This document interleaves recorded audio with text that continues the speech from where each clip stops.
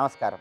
ప్రేక్షకులందరికీ శుభోదయం. ఈనాటి శుభయోగం శీర్షికన ఈ రోజు నుంచి యాదాద్రి లక్ష్మీ నరసింహస్వామి వారి బ్రహ్మోత్సవాలు ప్రారంభమవుతున్న శుభతరుణంలో నరసింహస్వామి వారి విశేషమైన అనుగ్రహం పొందటానికి ఎటువంటి విధి విధానాలతో నరసింహస్వామి వారిని ఆరాధన చేయాలో పరిశీలిద్దాం. ఈ రోజు నుంచి యాదాద్రి లక్ష్మీ నరసింహస్వామి వారి బ్రహ్మోత్సవాలు వరుసగా 11 రోజుల పాటు అంగరంగ వైభవంగా జరుగుతాయి. ఈ సందర్భంగా నరసింహస్వామి వారిని ప్రత్యేకంగా పూజించినట్లయితే ఆయన అనుగ్రహానికి చాలా సులభంగా పాత్రలు కావచ్చు.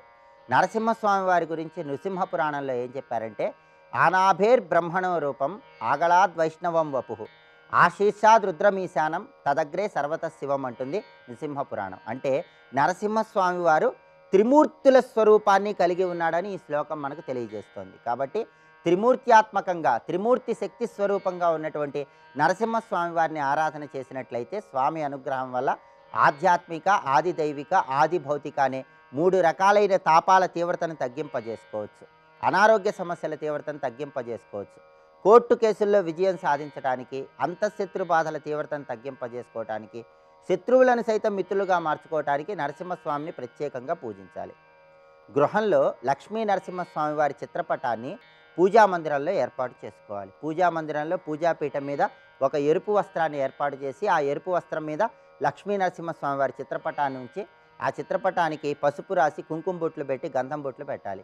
నరసింహస్వామి వారికి ఎర్రటి పుష్పాలంటే ఎంతో ప్రీతిపాత్రం కాబట్టి ఎర్రటి పూలమాల నరసింహస్వామి వారి చిత్రపటానికి అలంకరించాలి. జ్యోతిష శాస్త్రపరంగా కుజుడికి అధిష్టాన దేవుడు లక్ష్మీ నరసింహస్వామి అని బ్రహ్మవైవర్త పురాణంలో ప్రామాణికంగా చెప్పడం జరిగింది. కుజుడికి ప్రియమైన అంకె 9 కాబట్టి, కుజుడికి అధిష్టాన దేవుడు లక్ష్మీ నరసింహస్వామి కాబట్టి నరసింహస్వామి చిత్రపటం దగ్గర ప్రమిదలో నువ్వుల నూనె పోసి 9 ఒత్తులు విడిగా వేసి దీపాన్ని వెలిగించాలి. అలా 9 ఒత్తుల దీపాన్ని వెలిగిస్తే కుజదోష తీవ్రతను తగ్గింపజేసుకోవచ్చు. భూలాభం కలుగుతుంది, గృహలాభం కలుగుతుంది. రియల్ ఎస్టేట్ రంగంలో విశేషమైన శుభ ఫలితాలు సిద్ధింపజేసుకోవచ్చు. అప్పుల బాధల నుంచి సులభంగా బయటపడవచ్చు. అలాగే ఎర్రటి పుష్పాలతో కుంకుమ కలిపిన అక్షింతలతో లక్ష్మీ నరసింహస్వామి చిత్రపటానికి పూజ చేస్తూ లక్ష్మీ నరసింహస్వామి అష్టోత్తర శతనామావళి చదువుకోవాలి. 108 నామాలు చదవలేని వాళ్ళు ఎవరైనా సరే ఓం నమో నారసింహాయ అనే మంత్రాన్ని వీలైనన్ని సార్లు జపించుకోవాలి. లక్ష్మీ నరసింహస్వామి ప్రీతి కోసం వడపప్పు పానకం నైవేద్యంగా సమర్పించాలి. అలాగే లక్ష్మీ నరసింహస్వామి వారికి సంబంధించిన సుదర్శన మంత్రాన్ని వీలైనన్ని సార్లు ఈరోజు జపించుకుంటే శత్రుబాధల నుంచి సులభంగా బయటపడవచ్చు. ఉగ్రం వీరం మహావిష్ణుం జ్వలంతం సర్వతోముఖం నృసింహం భీషణం భద్రం మృత్యుమృత్యుం నమామ్యహం అనే సుదర్శన మంత్రాన్ని ఈరోజు వీలైనన్ని సార్లు జపించుకోవడం ద్వారా స్వామివారి అనుగ్రహానికి చాలా సులభంగా పాత్రలు కావచ్చు. అలాగే పద్మపురాణం విహగేంద్ర సంహితలో నరసింహస్వామి వారికి సంబంధించిన అనేక అర్చావతారాలను గురించి వివరించడం జరిగింది. విదారణ నరసింహ రూపం హిరణ్యకశిపుడి నాభిని చీలుస్తున్నట్లుగా ఉంటుంది. స్థౌనక నరసింహ రూపం స్తంభాన్ని చీల్చుకొని వచ్చినట్లుగా ఉంటుంది. ప్రహ్లాద వరదన్ ప్రహ్లాదుని అనుగ్రహిస్తున్నట్లుగా ఉంటుంది. ఈ రూపాలన్నింటిలో కూడా లక్ష్మీ నరసింహస్వామి వారి రూపాన్ని గృహంలో ఏర్పాటు చేసుకుని ఆరాధన చేసినట్లయితే స్వామివారి విశేషమైన అనుగ్రహం వల్ల అన్ని రకాలైన సమస్యల నుంచి సులభంగా బయటపడవచ్చు. రేపటి శుభయోగం శీర్షికన శనివారం సందర్భంగా శనిదోష తీవ్రతను తగ్గింపజేసుకోవటానికి గుర్రపు నాడ, నల్లటి పాదరక్షలకు సంబంధించి ఎలాంటి పరిహారాలు పాటించాలో పరిశీలిద్దాం. నమస్కారం. ఓంకారరూపిణి క్లీంకారవాసిని జగదేక మోహిని ప్రకృతి స్వరూపిణి. అమ్మవారి సాధన చేస్తూ ఉంటే మనలో సాధన వల్ల ప్రజ్ఞాస్థాయి పెరుగుతుంటుంది. స్థాయి 2 విధాలు. యోగం ప్రకారంగా ప్రాణం పైకి వెళుతూ ఉంటుంది, ప్రాణశక్తి, కుండలిని శక్తి. అది ఒక చక్రం దగ్గరకో ఒక భూమికి దగ్గరకో రాగానే శరీరం త్యజించాడు అనుకోండి. ఇది బాగా తెలుసుకోవాలి. శరీరం త్యజిస్తే ఏ స్థానం దగ్గరున్నప్పుడు శరీరాన్ని పోగొట్టుకున్నాడో ఆ స్థానానికి చెందినటువంటి ప్రాకారానికి వెళ్తాడు. అది ఇక్కడ అర్థం. అక్కడున్న సుఖాలన్నీ అనుభవిస్తాడు. తర్వాత మళ్ళీ జన్మెత్తి అక్కడ ఎక్కడ ఆగిపోయాడు అక్కడి నుంచి కంటిన్యూ చేసుకుని మళ్ళీ తర్వాత జన్మలో స్థాయి బట్టి పై ప్రాకారానికో లేక బిందువు దగ్గరకు వెళ్తాడు. ఇది తెలుసుకోవాల్సింది. కనుక ప్రాకారముల వర్ణనంతా కూడా ఈ శరీరం అనే దాంట్లో ప్రాకారములే. ఒక్కొక్క ప్రాకారానికి ఒక్కొక్క స్థితి. కనుక ఎవరైతే వాయు సాధన చేస్తారో ఆ సిద్ధులు అక్కడ ఉంటారు. కనుక ప్రతి ప్రాకారం దగ్గర సిద్ధులు అని ఎందుకు వర్ణిస్తున్నారు? సాధకులు అనేక రకాలు ఉంటారండి. కొందరు వాయు సాధకులు, కొందరు యంత్ర సాధకులు, కొందరు అగ్ని సాధకులు, ఒక్కొక్కరు ఒక్కొక్క రకమైన సాధనలు చేస్తుంటారు. ప్రతిదీ దేవతా సాధనే, ఆధ్యాత్మిక సాధనే. ఆ సాధన చేస్తూ అందులో సిద్ధి పొందిన వాళ్ళు ఈ భూమికలకు వెళ్తారంతే. అది దాటి వెళ్ళలేరు వాళ్ళు అక్కడే. అయితే అక్కడ కూడా అమ్మశక్తి ప్రసరిస్తుంది కనుక ఒకానొక ఆనందాన్ని వాళ్ళు అనుభవిస్తారు, ఇక్కడికంటే గొప్ప ఆనందాలను అనుభవిస్తారు. అయితే అది పుణ్య సంపాదనమే కనుక కొంతకాలం మళ్ళీ వెనక్కి రావాల్సింది. ఇది తెలుసుకోవాల్సింది. ఇది మనం అర్థం చేసుకోవాలి. ఇంతవరకు చెప్పిన సిద్ధి దేవతలందరినీ అలాగే అన్వయించుకోండి. ఇదంతా చూస్తే సాధకుల గతులన్నీ ఇక్కడ చెప్పబడుతున్నాయి. వివిధ సాధనా స్థితుల్లో శరీర త్యాగం చేసిన వారు. ఇది కేవలం నేను కుండలిని యోగమే అని చెప్పట్లేదు. భక్తి సాధనలో కూడా సాధన మొదలుపెట్టిన దగ్గర నుంచి ఒక్కొక్క స్థితికి వెళ్తుంటారు. కొందరికి అమ్మవారంటే చాలా ఒక్కసారి ఆనందాశ్రులు వస్తాయి, అప్పుడప్పుడు నిరంతరం కాలేదు. అటువంటిప్పుడు వాడు ఎక్కడ వెళ్తాడు? ఇందులో ఏదో మంచి ప్రాకారంకి వెళ్ళి అక్కడ ఆనందం అనుభవిస్తాడు, మళ్ళీ తర్వాత జన్మ పొందాల్సిందే. కనుకనే భక్తి స్థాయిలో కూడా రకరకాల స్థాన భేదాలు ఉంటాయండి. అందరూ ఒకలాంటి భక్తులు కాదు. అదేవిధంగా జ్ఞానంలో స్థాన భేదాలు ఉంటాయి. ఆత్మజ్ఞానంలో కూడా కొందరు కొంత అర్థమవుతుంది, కొందరికి మరికొంత అర్థమవుతుంది, కొందరు బాగా అర్థమవుతుంది, అయిన వెంటనే మర్చిపోతారు మొత్తం. కొందరు మర్చిపోరు, గుర్తుపెట్టుకుంటారు కానీ నిరంతర చింతనలో ఉండదు. కనుక జ్ఞానంలో అన్నిట్లో ఒక స్థాయి ఉంటుంది. ఏ స్థాయిలో మరణిస్తారో ఆ స్థాయికి తగ్గ స్థితికి వెళ్తారు. ఇది తెలుసుకోవాల్సింది. అందుకే ప్రాకారములన్నీ కూడా యోగ భూమికలు, లేదా జ్ఞాన భూమికలు, లేదా భక్తి భూమికలు. ఇప్పుడు చెప్పండి, మనం ఏది చెప్పినా నిర్వికారంగా విన్నామనుకోండి భగవత్ విషయాలు, ఒక్కొక్కప్పుడు ఊగిపోతూ ఉంటారు, ఒక్కొక్కప్పుడు ఏం చెప్తున్నాడు రా అంటూ ఉంటారు. వీళ్ళ స్థాయి ఏంటంటే ఈ ప్రాకారాలు ఎక్కడ వెనక్కి కూర్చోవడమే, దాటి వెళ్ళలేరు. అందుకే ఎలా ఉండాలో తెలుసా సాధన అంటే? దీన్ని బట్టి తెలుస్తున్నది ఏంటంటే సాధన అనేది అంత తేలిక కాదు. కానీ ఏ సాధన వ్యర్థం కాదు. నువ్వు ఎక్కడ ఆగిపోయావో దానికి తగ్గ లెవెల్కి వెళ్ళిపోతాయి అక్కడికి. ఇది అర్థం చేసుకోవాల్సిన, లోకాలను అర్థం చేసుకునే తీరిది. ఈ సాధన విష్ణుభక్తితో చేస్తే ఇదే క్రమం విష్ణులోక ఆవరణలు, ఇదే క్రమం 14 ఆవరణల మహాకైలాసం. ఎక్కడికైనా ఒక్కటే. నువ్వు ఏ దేవత పేరు పెట్టుకున్నా జరిగే సాధన అంతా ఇక్కడే. నువ్వు శివుణ్ణి భావించినా ఇక్కడే భావిస్తావు, విష్ణువుని భావించినా ఇక్కడే భావిస్తావు, అమ్మని భావించినా ఇక్కడే భావిస్తావు. ఎక్కడా? ఇక్కడే. కానీ అసలు ఇక్కడే. దాన్ని నువ్వు ఎలా భావింపబడుతున్నది ఆత్మవస్తువే. అది తెలుసుకోవాల్సింది. ఆత్మవస్తువును అందుకోవడంలో నువ్వు ఎంత దగ్గరకు వచ్చావో అమ్మవారి దగ్గరున్న ప్రాకారాలకు అంత వెళుతూ ఉంటావు. ఇక్కడ వాయుదేవుడు ఎలా ఉంటాడు వాయుకోణంలో అంటే ధ్వజహస్త విశాలాక్ష మృగవాహన సంస్థిత. వాయువు ఉంది అని చెప్పడానికి పనికొచ్చేది జెండా అండి. అదేగా రెపరెపలాడుతూ వాయువుని చూపిస్తుంది. అందుకే ఆయన చేతిలో ధ్వజహస్త ప్రత్యేకించి మహావేగంగా వెళ్తాడు కనుక ఆయన వాహనం మృగవాహనం. వాహనము వాటిలో కూడా ఎంత ఔచిత్యాలు ఉంటాయి చూడండి. పైగా మరుద్గణములు ఆయన చుట్టూ కొరుచుకుంటుంటాయి. ఎవరు? వాయుదేవుడు. వాయువు కోణంలో ఉన్నాడుగా. అందుకు మరుద్గణములు 49 మంది, అంటే 7 మరుద్గణములు, ఒక్కొక్కరికి 7 మళ్ళీ సహాయ శక్తులు కలిగితే 49 మరుద్గణములు ఉంటాయి. వాళ్ళందరూ ఈ వాయువును కొలుచుకుంటూ ఉంటారు. ఈ వాయవ్య కోణంలో ఉన్న వాయులోకం. ఉత్తరస్యాందిశి, ఉత్తర దిక్కు. ఇక్కడున్న లోకం పేరేమిటి? యక్షలోకం. యక్షాధిరాజస్తత్రాస్తే. ఇతనుకున్న శక్తులు ప్రధానంగా 2 అండి, వృద్ధి వృద్ధి. ఇవేమైనా పేర్లు అనుకున్నారా? మనకు కావలసినవి అవి. ఉన్నది పెరుగుతూ ఉంటే వృద్ధి, ఉన్నది సమృద్ధిగా ఉంటే వృద్ధి. వృద్ధి వృద్ధి రెండింటికి తేడా చూడండి. పెరుగుతూ ఉండాలి, సమృద్ధిగా ఉండాలి. ఇదేగా ప్రతివాడి కొరకు. ఇదిలో ఏదో ఒకటంటే ఒప్పుకుంటారా? 2 ఉండాలి. అందుకే సంపదకు ఉండవలసిన స్వరూపాలు వృద్ధి వృద్ధి. ఆ ఇద్దరు ఆయన భార్యలుంటాయి. ఎంత ఔచిత్యం ఉందో చూడండి ఇక్కడ, అంత అందం ఉన్నది. పైగా ఈయన చుట్టూ ఉన్నది నవనిధులు. ఇది ఊరికిన వింటున్నారు అనుకున్నారా? ఇవి భావిస్తే ఆ దేవతలు అనుగ్రహిస్తారు. నవనిధి శక్తులు, శంఖనిధి, పద్మనిధి, మకరనిధి అని చెప్పబడుతూ మొత్తం 9 నిధి దేవతలు ఉంటారు. ఇక ఈయనకి సంతానం చాలామంది ఉన్నారు, శక్తులుగా కొలుచుకుంటూ ఉంటారు కుబేరుడికి. వాళ్ళ పేరు చెప్తున్నారు: మణిభద్రుడు, పూర్ణభద్రుడు, మణిమాన్, మణికంధరుడు, మణిభూషణుడు, మణిశ్రగ్వి, మణికార్ముక ధారకుడు. అన్ని రత్నాలే. ఆ విధంగా మొత్తం ఫైనాన్స్ డిపార్ట్మెంట్ అంతా చూసుకునేటువంటి కుబేరుడి స్థానం అది. అంటే ప్రపంచంలో ఎవరెవరికి ఏ ధనాలు ఇవ్వడం మొత్తం అక్కడ ఉంటుందండి, బ్యాంకు. ఆయన పని. అందుకే ఆ సిస్టం. ఇప్పుడు చూస్తూ ఉంటే కుబేరుడు, యముడు వీళ్ళెవరు మనం కల్పించుకున్న వాళ్ళు కారు. వాళ్ళు ఉన్నారు, వాళ్ళు ఉంటేనే ఇవన్నీ ఉన్నాయి ఇక్కడ అని తెలుస్తుంది కదా. కానీ కుబేరులోకం. ఇప్పుడు ఈశాన కోణానికి వెళ్తున్నా. ఈశాన్యం. పరమేశ్వరుడు సర్వవ్యాపకుడైన ఈశాన దశలో ఆయన ఉంటాడు ప్రధానంగా. ఈశాన దిశ పేరే ఈశానుడు. మొత్తం 8 దిక్కులు విభజించింది ఆయన. 7 డిపార్ట్మెంట్లు వీళ్ళకిచ్చి 8వది తాను తీసేసుకున్నాడు ఈశానలోకం. ఆ ఈశానలోకం ఎలా ఉంటుందో ఒక్క చూద్దాం. ఈ లోకం రుద్రలోకం అని చెప్పబడుతున్నది. అక్కడ రుద్రుడు అధిదేవతగా ప్రకాశిస్తుంటాడు. అద్భుతమైన రత్నములన్నీ ధరించి ప్రకాశించుతూ ఉంటాడట. పైగా అనేక రకాల రుద్రశక్తులు ఆయన చుట్టూ ఉంటాయి. ఎందరు రుద్రులయ్యా అంటే రుద్రాధ్యాయే స్మృతా రుద్రాస్తై సర్వైశ్చ సమావృత. రుద్ర అధ్యాయం, రుద్ర నమ్మకంలో చెప్పబడ్డ రుద్రులందరూ ఉంటారట. రుద్ర నమ్మకంలో ఎందరు రుద్రులు ఉన్నారు? ఎందరు రుద్రులు? సహస్రాణి సహస్రసు. అది వేల కొలది రుద్రులు అక్కడ ఉంటారు. ఒక్కొక్కరు ఎలా ఉంటారంటే స్ఫూర్జ ధనుర్వామహస్తో, ఎడమ చేతులతో ధనుస్సులు, కుడి చేత్తు మరొక రకాల ఆయుధాలు, అమ్ములు పొదులు ప్రకాశిస్తూ నమస్తేయస్తు ధన్వని అన్నట్లుగా ధనుస్సులు ధరించి రుద్రులు ఉంటారు. పైగా రుద్రులు 3 రకాల వాళ్ళు: అంతరిక్ష, భూమిచర, దివిచర. అనగా ఆకాశమునందు, భూమి యందు, దివ్యలోకాల్లో ఉండే రుద్రులు. ఏ అంతరిక్షే, ఏ పృథివ్యాం, ఏ దివి అంటున్నామే, అలా రుద్రంలో చెప్పబడ్డ వివిధ లోక సంచారకులైన రుద్రులందరూ ఇక్కడ ఉంటారు. అందరు రుద్రులకి అధిపతి అయిన మహారుద్రుడు మహేశ్వరుడు ప్రకాశిస్తుంటాడు. ఇక్కడికి వచ్చేటప్పటికి రుద్ర యంత్రం అంతా ఇక్కడ కనబడుతుందండి. అందుకే అమ్మవారి లోక ధ్యానంలో సమస్త దేవతల్ని మనం ధ్యానిస్తున్నాం, ఇది తెలుసుకోవాలి. అందుకని ఈ దేవతలందరినీ విడిచిపెట్టి అమ్మనొక్కడిని ధ్యానించు అని చెప్పట్లే.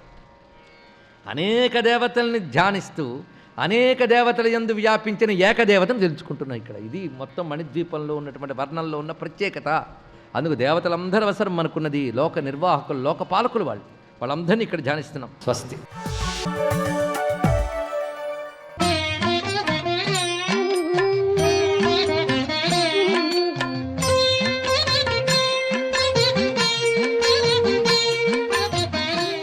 ఓం నమో నారాయణాయ. ఓం నమ శివాయ. శ్రీమాత్రే నమ. ఈరోజు శుక్రవారం. ఈ రోజున గౌరీదేవిని పూజించటం వలన సౌభాగ్య లక్షణం వచ్చి తీరుతుంది స్త్రీలకు. సౌభాగ్య కామేశ్వరి శ్లోకం ప్రతినిత్యం కనుక ఎవరైతే పఠిస్తారో వారి జీవితం సౌభాగ్యవంతంగా విరాజిల్లుతుంది అంటోంది అమ్మలగన్న అమ్మ. అంతేకాకుండా ఈ సుదినాన చంద్రుని దర్శించుకున్నప్పుడు అరచేతి దర్శనం కూడా చేసుకోవాలి. ఆయన అలా చూసి మన అరచేయి ఇట్లా చూసుకోవాలి. అలా చూసుకున్న తరువాత ఇష్టదైవ ప్రార్థన చేసుకోవాలి. ఇష్టదేవత ప్రార్థన అయిన తర్వాత అరచేతిలో కొద్దిగా ధనాన్ని ఉంచుకొని కళ్ళకు ఇలా అద్దుకొని మన వద్ద లోపల పెట్టుకోవాలి. జేబులో పెట్టుకోవచ్చు, లేదా పర్సులో పెట్టుకోవచ్చు.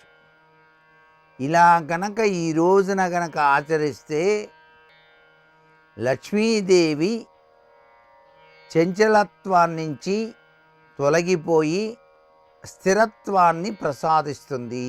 అంటే ధనం ఖర్చు చేసేటువంటి విధి విధానంలో ఆచి తూచి అడుగు వేసేటువంటి మనస్తత్వం మనకి కలిగి తీరుతుంది అంటోంది శాస్త్రం.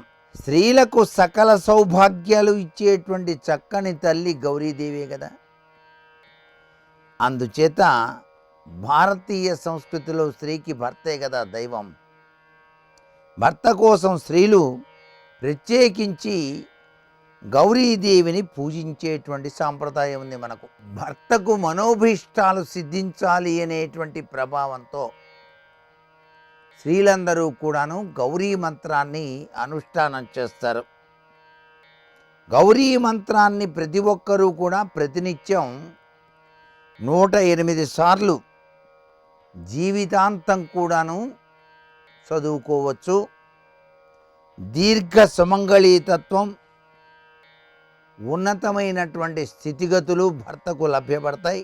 గౌరీదేవి అర్చన సర్వవిధ శ్రేయోదాయకవంతమైన ప్రభావాన్ని ఇస్తుంది.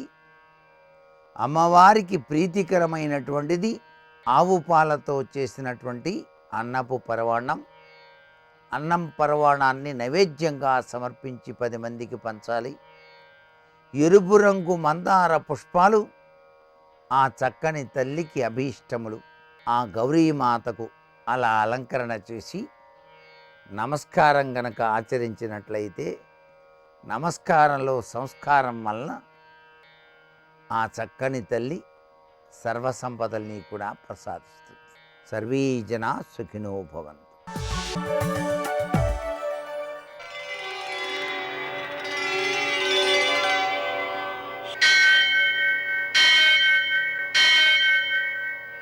సహస్రశీరుషం దేవం విశ్వాక్షం విశ్వశంభువం విశ్వం నారాయణం దేవమక్షరం పరమం పదం విశ్వతః పరమాం నిత్యం విశ్వం నారాయణగుం హరిం విశ్వమేవేదం పురుషస్తద్విశ్వముపజీవతి పతిం విశ్వస్యాత్మేశ్వరగుం శాశ్వతగుం శివమచ్యుతం నారాయణం మహాజ్ఞేయం విశ్వాత్మానం పరాయణం.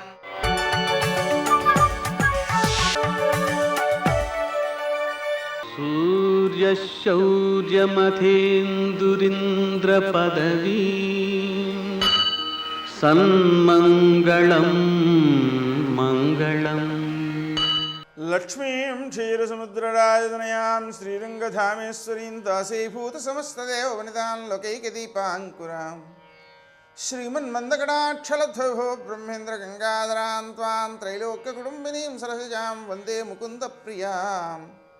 నేటి కాలమాన విశేషాలను గమనిద్దాం. స్వస్తి శ్రీ చాంద్రమాన ప్లవనామ సంవత్సరం ఉత్తరాయణం శిశిరఋతువు ఫాల్గుణ మాసం శుక్లపక్షం శుక్రవారం. సూర్యోదయం 6:36 సూర్యాస్తమయం 6:20. తిథి విధియ రాత్రి 8:50 వరకు.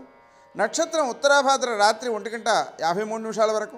వర్జం ఉదయం 11:32 నుంచి 1:07 వరకు. దుర్ముహూర్తం ఉదయం 8:57 నుంచి 9:44 వరకు.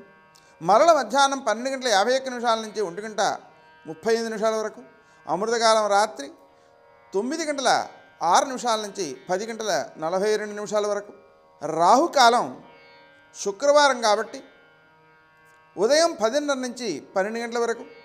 అష్టకవర్గ రీత్యా శుభప్రదమైన సమయం ఉదయం 11:20.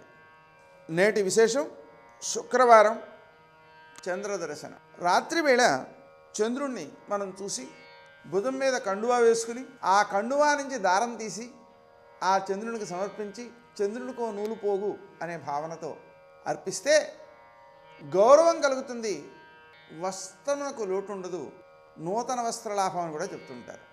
అన్నిటికంటే ముఖ్యంగా మనస్సుకు ప్రశాంతి లభిస్తుంది, చంద్రుని యొక్క అనుగ్రహం కలుగుతుంది, చంద్రదశా దోషాలు తొలగిపోతాయి. ఇక శుక్రవారం కాబట్టి లక్ష్మీనారాయణులకు మారేడు దళాలతో పూజ చేసుకోవడం ద్వారా, లక్ష్మీ హృదయ స్తోత్ర పారాయణ చేయడం ద్వారా, కనకధారాస్తవాన్ని 3 సార్లు పారాయణ చేయడం ద్వారా, లక్ష్మీ అష్టోత్తర శతనామ స్తోత్రాన్ని 108 సార్లు పారాయణ చేయడం ద్వారా లక్ష్మీదేవి యొక్క అనుగ్రహంతో సిద్ధించేటువంటి సంపదలు ఏవైతే ఉన్నాయో అవి అనుభవయోగ్యములు అవుతాయి, ధార్మికములుగా ఉంటాయి, ధార్మికమైన బుద్ధిని ప్రేరేపిస్తాయి. సంపదతో అధర్మాన్ని ఆచరించడం ద్వారా 2 రకాల నష్టాన్ని పొందుతుంటాడు వ్యక్తి. సంపద అనేటువంటిది ఎలా సిద్ధిస్తుంది? పుణ్యం ఖర్చు అవ్వడం ద్వారా సిద్ధిస్తుంది. అంటే గతంలో చేసినటువంటి పుణ్యాన్ని డబ్బుగా మార్చుకుని ఆ డబ్బుని పాపం కోసం వాడితే పుణ్యము పోయింది, పాపము వచ్చింది. అలా 2 రకాలుగా నష్టపోయేటువంటి పరిస్థితులు వాని యొక్క మానసిక స్థితిని చాలా దెబ్బతీస్తాయి. అందుకని పుణ్యాన్ని డబ్బుగా మార్చుకుంటున్నప్పుడు మరల దాన్ని పుణ్యంగా మార్చుకునేటువంటి స్థితిని కల్పించుకోవాలి. దానికి లక్ష్మీదేవి యొక్క అనుగ్రహం కావాలి. శుక్రవారం రోజున ఆ లక్ష్మీనారాయణ పూజ దానికి ఉపకరిస్తుంది. నేటి ఆణిముత్యాలు.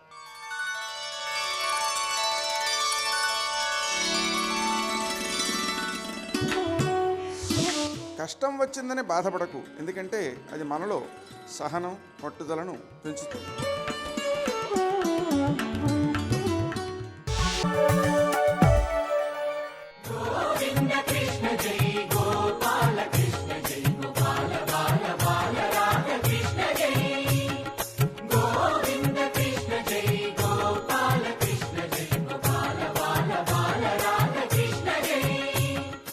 ఇచ్చిన మాటని నిలబెట్టుకోవడం కోసం ఎంతకైనా సరే కిందకి దిగి వచ్చి భక్తులను ఎంత ఆదుకుంటాడు అన్నదానికి పరాకాష్ఠ వామనమూర్తి యొక్క వృత్తాంతం.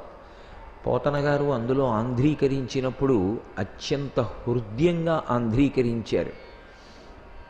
ఒకానొకప్పుడు విరోచనుని యొక్క కుమారుడైనటువంటి బలిచక్రవర్తి దేవతల మీద యుద్ధం చేసి సామ్రాజ్యాన్ని ఆక్రమించాలని ప్రయత్నం చేసి సాధ్యం కాక ఓడిపోయి తిరిగి వచ్చాడు.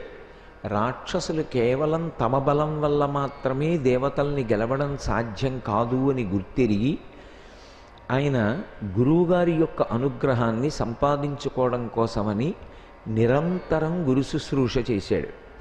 అలా నిరంతరం గురు శుశ్రూష చేసినటువంటి కారణం చేత శుక్రాచార్యుల వారి యొక్క విశేషమైనటువంటి అనుగ్రహానికి పాత్రుడయ్యాడు. గురువు ఎక్కడ ఉన్నా గురువే. శుక్రుడు కూడా సామాన్యుడు కాడు, మహానుభావుడైన. బృహస్పతి అంతటి వాడు తన యొక్క కుమారుణ్ణి చదువు నేర్పించడం కోసమని శుక్రాచార్యుల వారి వద్దకు పంపించాడు. అటువంటి శుక్రాచార్యుల వారు శుశ్రూష చేసినటువంటి తన శిష్యుడైన బలిచక్రవర్తి యొక్క భక్తి ప్రపత్తులకు సంతోషించినటువంటి వాడై విశ్వజిత్ యాగాన్ని చేయించాడు. సనాతన ధర్మంలో అత్యంత ప్రధానమైనటువంటి ప్రక్రియ ఏది అంటే యజ్ఞం. ఆ యజ్ఞమునకే యాగము అని పేరు. ఆ యజ్ఞము అనేటటువంటి ప్రక్రియని పరమేశ్వరుడు కూడా ఎంత గౌరవిస్తాడంటే, ఎప్పుడైనా ఎక్కడైనా ఏ కారణం చేతనైనా యజ్ఞం మధ్యలో కొంతసేపు ఆపవలసి వస్తే భగవానుడిచ్చేటటువంటి మొదటి ఆదేశం ఏది అంటే ఆ యజ్ఞాన్ని పూర్తి చేయమని చెప్తాడు. యజ్ఞ ప్రక్రియ సనాతన ధర్మానికి అంతటికీ కూడా మూలమై ఉంటుంది.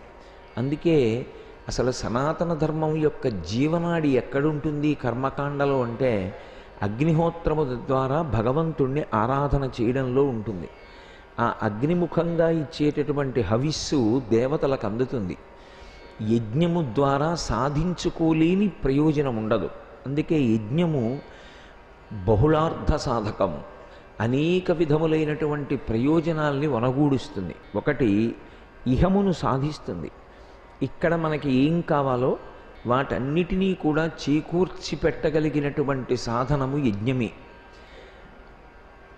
వర్షాలు పడాలన్నా, ప్రజలు సుఖశాంతులతో ఉండాలన్నా యజ్ఞం చేసి మనం అగ్నిముఖంగా ఇచ్చినటువంటి హవిస్సు చేత తృప్తి పొందినటువంటి దేవతల యొక్క అనుగ్రహమే దానికి కారణమై ఉంటుంది. అలాగే పుణ్యాన్ని సంపాదించుకుని ఊర్ధ్వలోకవాసం చెయ్యాలి అన్నా కూడా యజ్ఞయాగాది క్రతువులే కారణమవుతాయి. అందుకే ఎవరు ఇంద్ర పదవిని అధిష్ఠిస్తాడు అంటే 100 యజ్ఞములు చేసినటువంటి వాడు ఇంద్ర పదవిని అధిష్ఠిస్తాడు. అలాగే చిత్తశుద్ధికి కారణం ఏదై ఉంటుంది అంటే యజ్ఞమే కారణమవుతుంది. ఆ చిత్తశుద్ధియే జ్ఞానాన్ని పొందడానికి కారణమవుతుంది. ఆ జ్ఞానమే మళ్ళీ ఇక పుట్టవలసిన అవసరం లేనటువంటి మోక్షానికి కారణమవుతుంది. అందుకే యజ్ఞము బహుళార్థ సాధకము. ఆ యజ్ఞము వలన ఈ కోరిక మాత్రమే నెరవేరుతుంది, ఈ కోరిక నెరవేరదు అనేటటువంటిది లేదు. కాబట్టి అంత శక్తివంతము, అంత పరమ పవిత్రమైనటువంటిది యజ్ఞము. ఆ యజ్ఞము ఎవరు చేస్తున్నారు, ఏ ప్రయోజనానికి చేస్తున్నారు అన్నదానితో సంబంధం ఉండదు. ఆ యజ్ఞపురుషుడైనటువంటి విష్ణువు యొక్క అనుగ్రహం చేత సమస్తమైనటువంటి కామితములు అనగూడుతాయి. అందుకే శుక్రాచార్యుల వారు విశ్వజిత్ అనబడేటటువంటి యాగం చేయించాడు. అంటే ఆ యజ్ఞము చేసినటువంటి కారణం చేత యజమాని అయినటువంటి బలిచక్రవర్తి ఏ స్థితిని పొందుతాడు అంటే ఆయనని ఎదిరించగలిగినటువంటి వాడు ఈ విశ్వమునందుండడు. ఈ విశ్వమునంతటినీ కూడా గెలవగలిగినటువంటి స్థితిని ఆయన పొందుతాడు. ఆ యజ్ఞం పూర్తయింది. యజ్ఞం పూర్తవగానే యజ్ఞంలోంచి ఒక బంగారు రథం, బంగారు బట్ట కప్పినటువంటిది పైకొచ్చింది. ఆ రథానికి దివ్యమైనటువంటి అశ్వములు పూంచబడి ఉన్నాయి. సింహము కేతనము గుర్తుగా కలిగినటువంటి ఒక జెండా, అందులోంచి బలిచక్రవర్తి మెడలో వేసుకోవలసినటువంటి పుష్పహారం, ఆయన చేతులకు పెట్టుకోవలసినటువంటి కంకణాలు, ఆయన వాడవలసినటువంటి ఖడ్గం, 2 అమ్ముల పొదులు, ఆయన యొక్క ధనస్సు అన్నీ యజ్ఞప్రసాదంగా పైకొచ్చాయి. అందుకే మనకి సనాతన ధర్మంలో ఒక విషయాన్ని ప్రధానంగా చెప్తారు. ఐశ్వర్యమునకు కారణమేది అంటే అగ్నిహోత్రమే. అగ్నిహోత్రాన్ని ఆరాధన చేసిన కారణం చేత ఐశ్వర్యం వస్తుంది. శ్రియమిచ్చేత్ హుతాశన అని, హుతాశనుని యొక్క అనుగ్రహము చేత ఐశ్వర్యము. కాబట్టి ఎప్పుడైతే యుద్ధ సంభారములన్నీ అందులోంచి పైకొచ్చాయో వెంటనే బలిచక్రవర్తి యుద్ధ సంరంభం ప్రారంభం చేశాడు. దేవేంద్రుడి మీదకి బయలుదేరాడు. సర్వం శ్రీ ఉమామహేశ్వర పరబ్రహ్మార్పణమస్తు. స్వస్తి.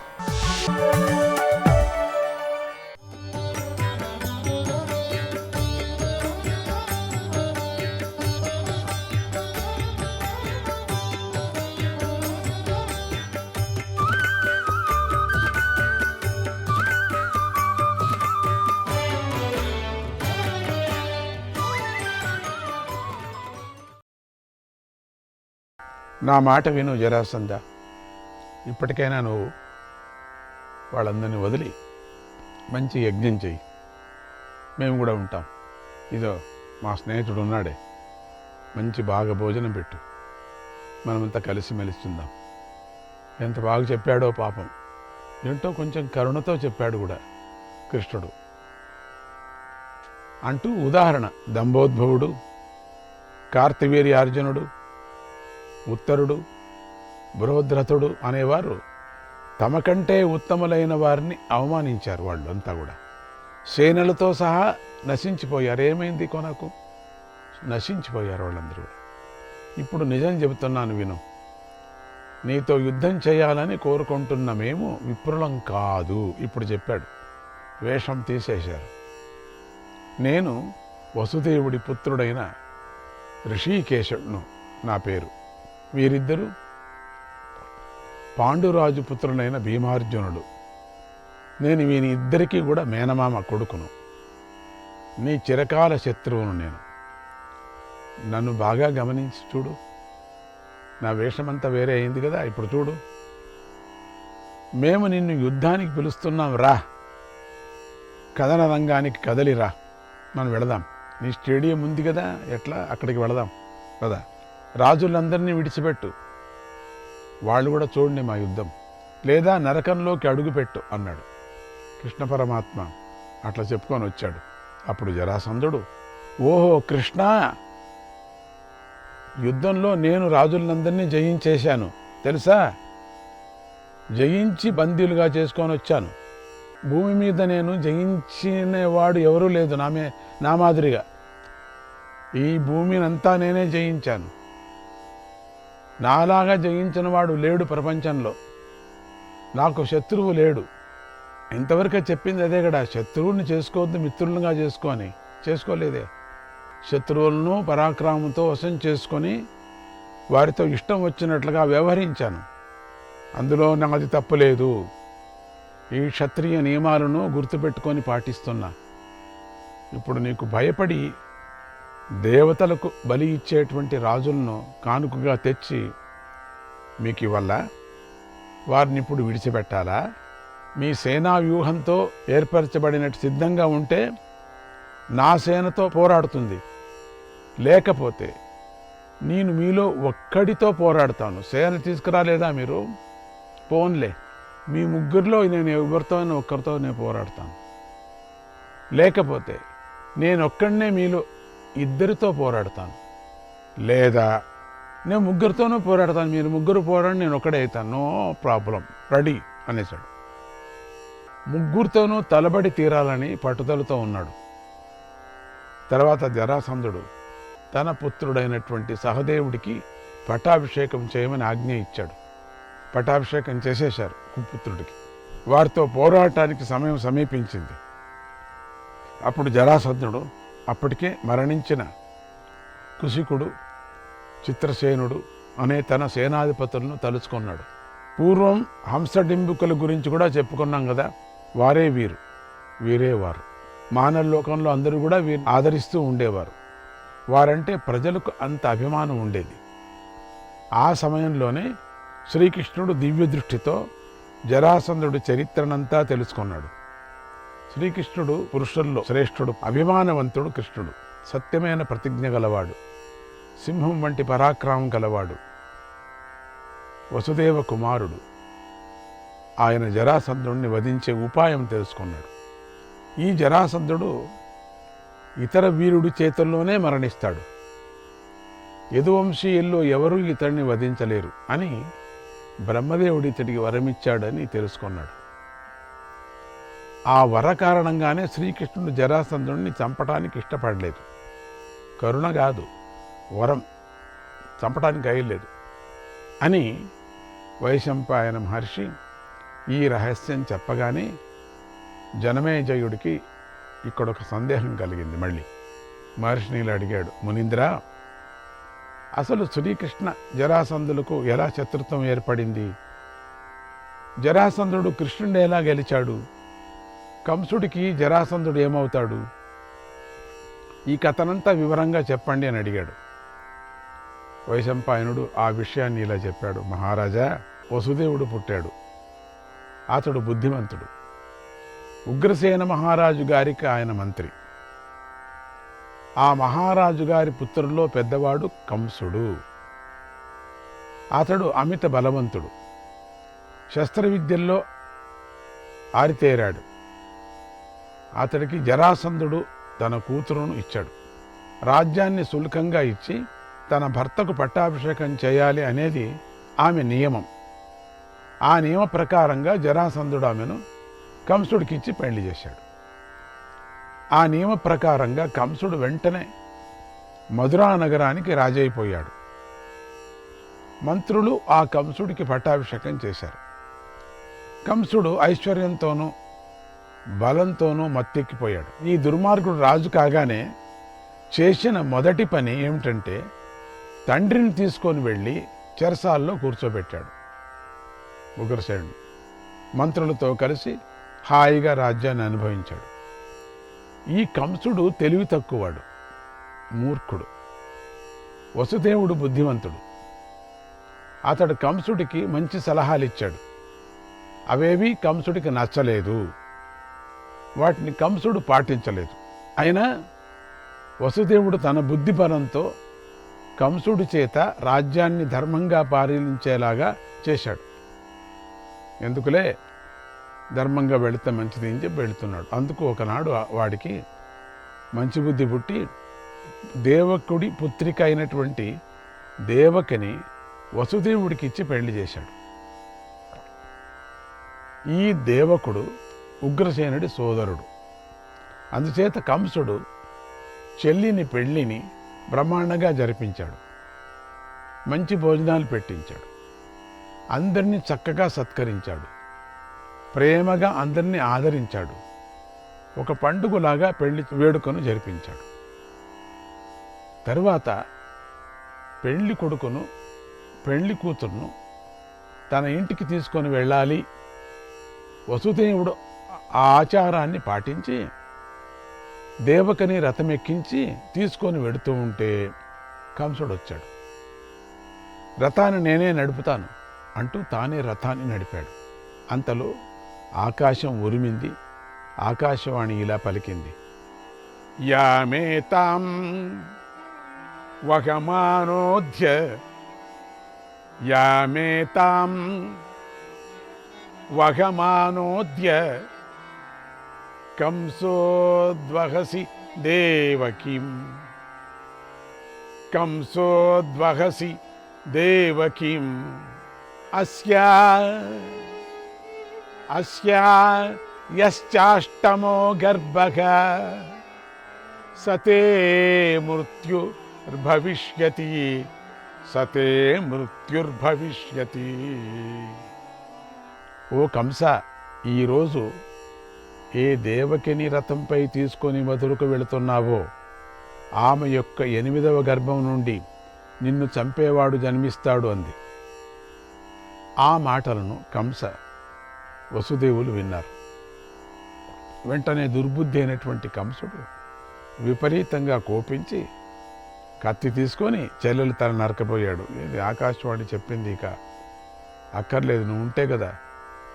అప్పుడు బుద్ధిమంతుడైనటువంటి వసుదేవుడు, మొదటి నుంచి బుద్ధిమంతుడే, కంసుడిని ఓదారిస్తూ ఆవేశాన్ని చలపరుస్తూ ఇలా అన్నాడు, అహింస్యాం ప్రమదామాహు స్వధర్మేషు పార్థివ అకస్మాదబలాం నారీం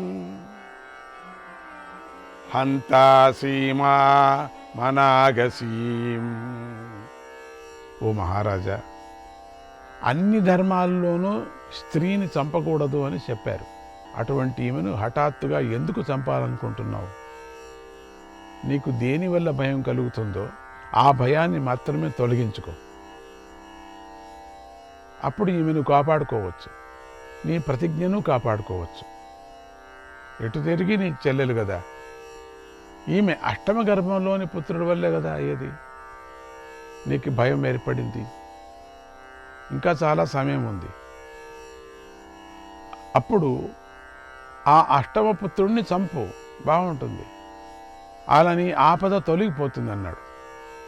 ఆ మాటలు శూరసేన దేశాధిపతి అయినటువంటి కంసుడికి నచ్చాయి. అలాగే చేస్తానని ప్రస్తుతానికి తన దుష్ట ప్రయత్నాన్ని విడిచిపెట్టాడు.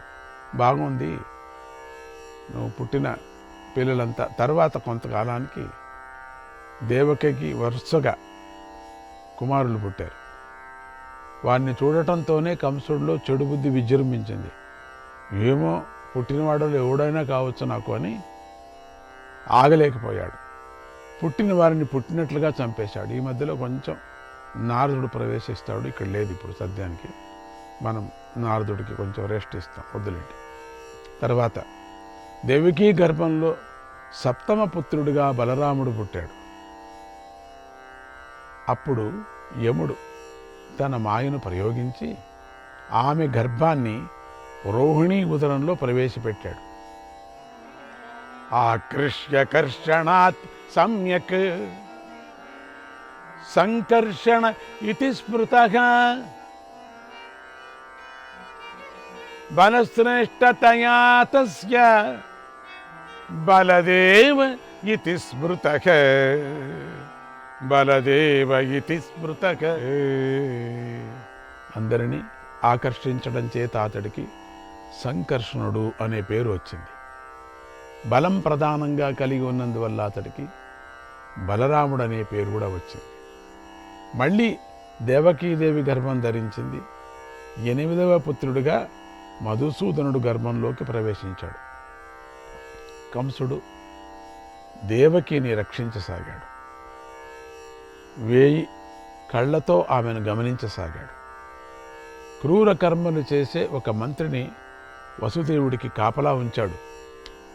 అప్పుడు శ్రీకృష్ణ బాలుడి ప్రభావంతో రక్షకులందరూ గాఢ నిద్రపోయారు. శ్రీకృష్ణ బాలుడు వసుదేవుడు ఆ బాలుడిని మధుర నుంచి గోకులానికి తీసుకొని వెళ్ళి అతడికి బదులుగా ఒక గోపాలుడి పుత్రికను తెచ్చి కంసుడికి కానుకగా ఇచ్చాడు. అప్పుడు కంసుడు ఆకాశవాణి మాట గుర్తు చేసుకొని ఆ బాలికను చంపాలని నిర్ణయించుకొని, ఏంటిది కొడుకు పుడితే కూతురు పుట్టిందే, ఒక్కబారు నేల కోసి కొట్టాడు. అంతలోనే ఆ కన్యక కంసుడి చేత నుండి విడిపించుకొని పకపకా నవ్వింది.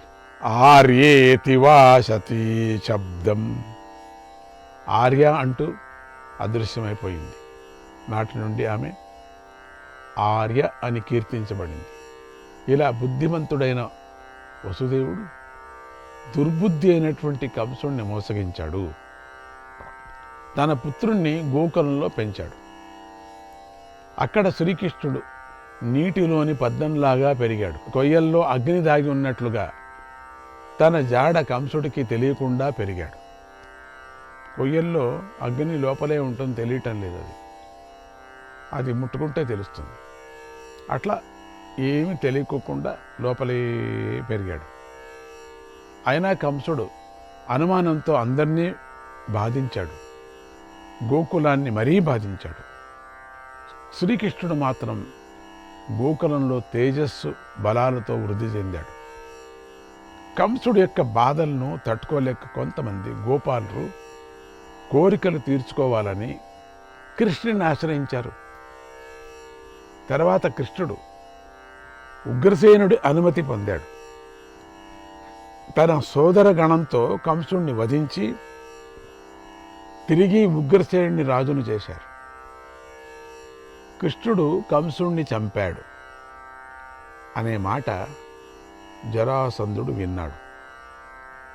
కంసపుత్రుణ్ణి శూరసేన దేశానికి రాజును చేశాడు. అప్పుడే కృష్ణుడితో యుద్ధం చేశాడు. గొప్ప సైన్యంతో రాజ్యాన్ని ఆక్రమించి తన పుత్రిక కుమారుణ్ణి రాజును చేశాడు. అంతటితో ఆగకుండా తన బలంతోనూ సైన్యంతోనూ విరుచుకొని పడి అనేకసార్లు కష్టాలు పాలు చేశాడు.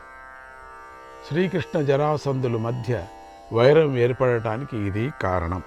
ఎందుకంటే ఎట్లా వైరత్వం ఏర్పడుతుంది, ఆ సంబంధాలు మీరు కొంచెం తెలుసుకుంటే, ఆ శ్రీకృష్ణుడి ఆ తండ్రి అయిన వసుదేవుడిది వీళ్ళందరిది కొంచెం సంబంధం తెలుసుకుంటే, రోహిణి ఎవరు, దేవకి ఎవరు, వసుదేవుడు ఎవరు, ఇవన్నీ తెలుసుకోవాలి. అప్పుడు జరాసంధుడు తన కోరిక తీర్చుకోవటానికి తాను గెలిచిన రాజులందరినీ బలి ఇవ్వటానికై పూజలు యాగాలు అన్నీ పూర్తి చేశాడు. ఇది జరిగిన కథ. ఇది నువ్వు అడిగిన విషయం. అంత యాగాలు పూర్తి అయిపోయి ఇంక బలి ఇవ్వాలి అంతే. ఆ సమయానికి వచ్చారు వీళ్ళు. ఇక భీమసేనుడు ఆ జరాసంధుణ్ణి ఎలా చంపాడో విను అన్నాడు వైశంపాయనుడు. జరాసంధుడు శ్రీకృష్ణ అర్జునుల భీములను గుర్తించాడు. అప్పుడు చెప్తూనే గుర్తించాడు. యుద్ధం చేయాలని తన మనస్సులో నిశ్చయం చేసుకున్నాడు. అది కృష్ణుడు గమనించాడు. ఎందుకంటే అటువంటి సందర్భమే రావాలని కృష్ణుడు చూస్తున్నాడు. అట్లా దీంట్లో ఒక్కడే చంపాలా అనేది కృష్ణుడికి ఆశగా ఉంది. ఆ ఒకడెవరు, భీముణ్ణి వదలాలా అని. భీముణ్ణి వదిలితే వాడి మీద చస్తాడు. మాటలతోనే సమ్మోహం పరిచేటువంటి ఆ కృష్ణుడు జరాసంధుడితో ఇలా అన్నాడు, ఓ జరాసంధ, నీ మనస్సు మా ముగ్గురిలో ఎవరిని కోరుకుంటుంది? ఎవరితో యుద్ధం చేయాలనుకుంటుంది? మా ముగ్గురిలో ఎవరు నీతో తలబడాలి? యుద్ధానికి నీతో ఎవరు సిద్ధం కావాలి అన్నాడు. అప్పుడు జరాసంధుడు ఆ మాటలు విని ముగ్గురిని పరీక్షించి చూశాడు. చూసి భీమసేనుడే జరాసంధుడి కంటికి నిండుగా కనిపించాడు. వీళ్ళు కొంచెం సన్నగా ఉన్నారు. భీమసేనుడు చాలా అప్పుడే భోంచేశాడు, అయినా ఆకలితో ఉన్నాడు. నేను భీముడితోనే యుద్ధం చేస్తానన్నాడు. అప్పుడు అక్కడ ఉన్నటువంటి పురోహితుడు తమ మహారాజు గారు యుద్ధోత్సవంలో ఉన్నాడని గమనించాడు. వెంటనే గోరోచనం, మాలలు, మంగళద్రవ్యాలు, గొప్ప ఔషధులు, పీడను పోగొట్టే వస్తువులు, మూర్ఛను పోగొట్టి తెలివి తెప్పించే వస్తువులను అంతా రెడీ చేసుకున్నాడు. వస్తువులంతా ఆయన వద్దకు తీసుకొని వచ్చాడు. మంగళవాక్యాలు పలికాడు. తర్వాత జరాసంధుడు క్షత్రియులు పాటించవలసిన నియమాలన్నీ పాటించాడు. కిరీటం తీసి పక్కన పెట్టాడు. కేశాలు బంధించి ముడివేశాడు. సముద్రం తన హద్దును దాటి తీరం పైకి ఉరికే విధంగా యుద్ధానికి సిద్ధమయ్యాడు. అందరి ఎదురుగా ఒకటే ఉండింది, ఆ రాజుల్ని విడిపించి వాళ్ళు చూడాలా అని. అది ఒకటి ఉండింది. అది కూడా చేశాడు. ఇష్టం లేదు, ఆయన చేశాడు. యజ్ఞం జరుగుతుంది, చాలా జనం కూడా ఉన్నారు అక్కడ. జనానికి ఏమీ తక్కువ లేదు. మధ్యలో స్టేడియం మధ్యలో వచ్చారు. ఆ జరాసంధుడు యుద్ధంలో భయానకమైనటువంటి పరాక్రమాన్ని ప్రదర్శించగల శక్తిమంతుడు, బుద్ధిమంతుడు. శ్రీకృష్ణాయ పరమాత్మనే నమః.